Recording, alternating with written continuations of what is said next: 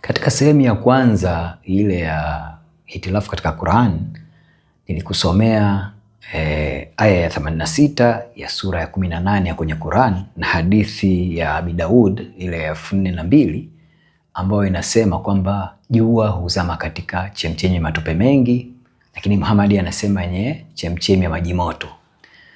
Na sasa nataka niende katika sura hiyo ya 18. Safari nitakusomea aya ya 90, lakini nitaanzia kwenye 89.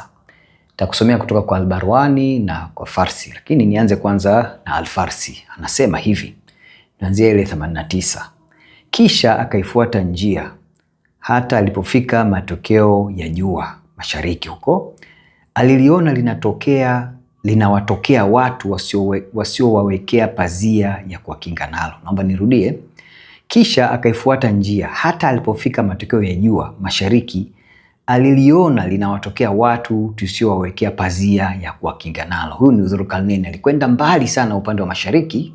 Mara ya mwisho kule anasema alikwenda upande mbali magharibi mpaka akafika jua linapozama kwenye chemchem ya maji meusi.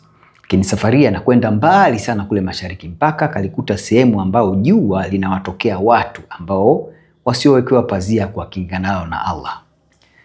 Al-Barwani yeye anasema kisha akaifuata njia huyu Dhulkarnain hata alipofika matokeo ya jua, aliliona linawachomozea watu tusiowekea pazia la kuwakinga nalo, kwamba hawa watu jua lilivyokuwa kali linachomozea sehemu ya kwao hapo walipo na hawakuwa wamewekewa pazia la kuwakinga nalo.